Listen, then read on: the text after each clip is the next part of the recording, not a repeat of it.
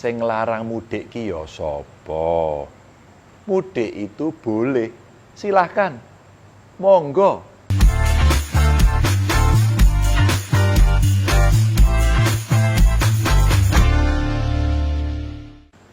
Menjelang Lebaran ini, pasti banyak yang merasa jengkel dan sambat. Kenapa?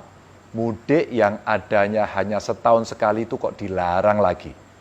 Mungkin jenengan, koncon jenengan, ada yang grundel. Kalau di berita itu, kan pemerintah ngakunya penanganan COVID sudah baik, sudah bagus, kasusnya menurun terus. Lah begitu mau Lebaran kok malah mudik dilarang. Padahal kemarin kan sudah ada yang disuntik vaksin, sampai 2 kali loh. Lah terus apa sebenarnya faedahnya disuntik vaksin kalau pulang ke rumah saja dibatasi? Ada juga koncon jenengan, ya Masya Allah, galaknya minta ampun. Kalau nulis komentar di medsos, peraturan opo kuwi? Kalau yang dikhawatirkan kerumunan dan penularan, lah kenapa tempat wisata dibuka? Kenapa sekolah, kantor, pasar, mal, swalayan, tempat wisata, semuanya kok dibuka? Itu malah jelas-jelas sangat membahayakan dan sumber penularan. Masa yang dilarang kok cuma mudik? Alah, begitulah kalau koncon jenengan itu grundel dan cenderung misuh. Wono sing ngomong belgedes, kampret, cebong, macam-macam pokoknya. Lah gitu. Sekarang sebelum saya cerita nunjuk riyen. Kaya kancaku ki lho diseruput.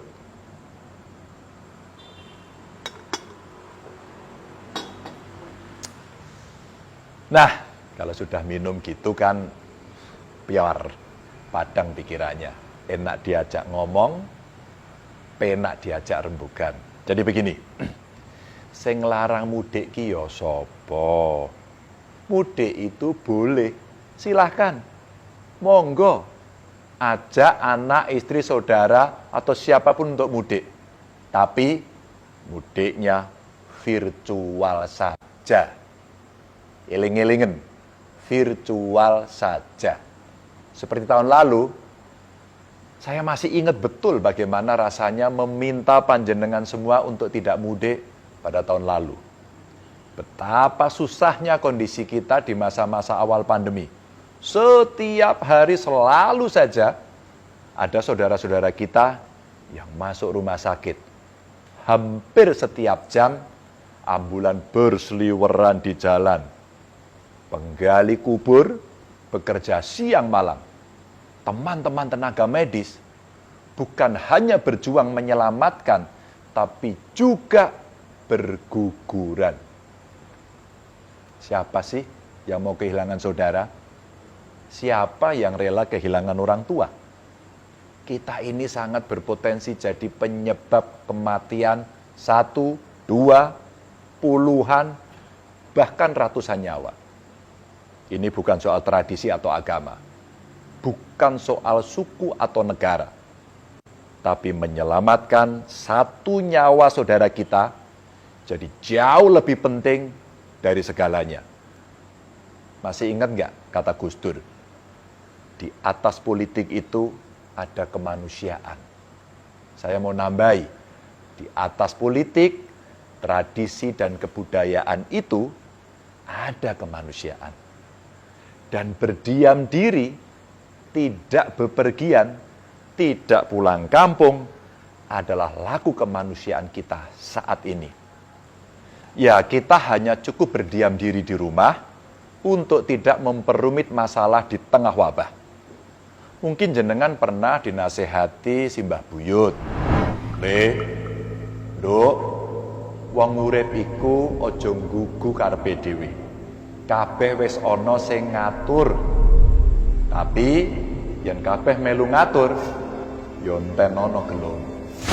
Maka ketika kemarin di Kabupaten Pati dan di Kota Semarang contohnya, ada warga yang nekat mudik dari luar daerah. Ya Allah, bukan hanya 1, 2, atau 3 orang yang tertular corona, tapi puluhan orang dan akhirnya satu kampung harus diisolasi.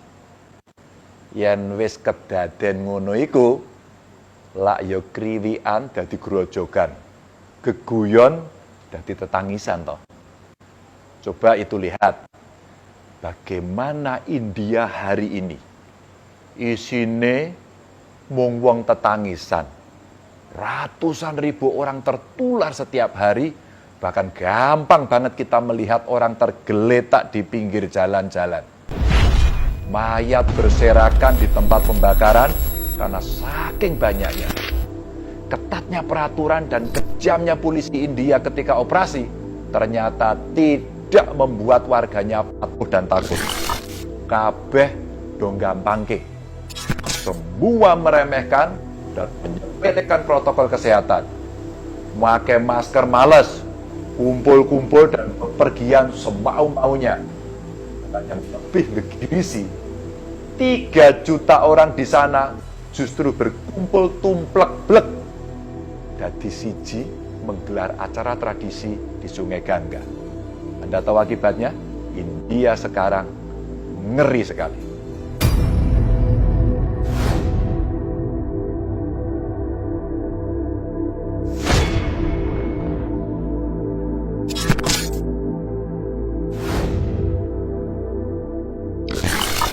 Kalau bisa memilih, siapa yang mau memilih pandemi? Maunya kita ya hidup tentrem, aman, sentosa. Bergas waras, wiris, rezeki banyak, halal dan barokah. Tapi kan yang ngatur kehidupan bukan kita. Kita ini kan sak dermo mampir ngombe, disangoni awak, ati lan pikiran. Makanya ayo jogo awake dhewe lan sedulur-sedulur. Gunakan hati lan pikirane.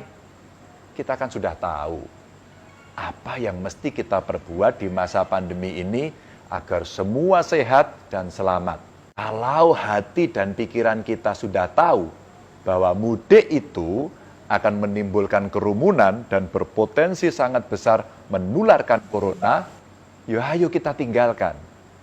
Godaan untuk menentang pasti ada.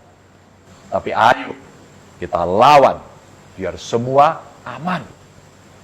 Ini adalah saat yang tepat untuk kita bisa segera keluar dari pandemi. Dibanding awal tahun lalu, kasus penularan di negara kita sudah menurun. Vaksinasi juga terus dipercepat. Jenengan semua juga tidak perlu polisi India untuk tertib protokol kesehatan. Usaha-usaha kita sebenarnya membuat pandemi di negeri ini sudah menuju titik akhir. Nah, ketika titik akhir pandemi sudah di depan mata, masa kita mau berputar lagi atau bahkan berjalan mundur menuju titik awal pandemi? Jangan sampailah rekasan dewe selama ini ambruk justru karena perilaku kita sendiri. Maka Bapak Ibu, sedulur-sedulurku semua, kalau kangen sama yang di rumah, video call saja. Lebaran ini kita sungkem virtual. Kalau mau ngasih THR, langsung wus, transfer. Yang penting, jenengan sehat. Yang paling penting, Bapak Ibu, keluarganya panjenengan semua di kampung, sehat. Kita semua kan sudah saling mengerti. Kahanane memang nembe kaya ngene, pagebluk, ora iso diselak, ya ora iso dipenggak. Jadi, jenengan jangan berprasangka macam-macam tentang larangan mudik ini. Menghilangkan tradisi lah, menghalangi silaturahmi lah, mematikan usaha warga, atau prasangka buruk lainnya. Tidak. Keselamatan jenengan, keselamatan kita di atas semuanya. Keputusan ini memang membawa madarat. Tapi itu adalah madarat yang paling ringan dari sekian madarat yang ada. Semoga cukup 2 kali puasa, 2 kali lebaran, kita tidak pulang. Jaga diri panjenengan, baik-baik. Jika keluarga panjenengan di kampung ada masalah, boten usah khawatir. Insya Allah, biar saya yang ngurus. Untuk sedulur-sedulurku, kepala desa, ketua RW dan RT, ayo, jogo tonggo gerak lagi. Pos penjagaan kampungnya dihidupkan lagi. Data setiap pendatang, suhu tubuhnya dicek, semprot dengan disinfektan. Sediakan tempat cuci tangan. Siapapun yang masuk ke kampung kita wajib pakai masker. Sekali lagi, wajib. Tidak ada pendatang atau tamu yang terindikasi.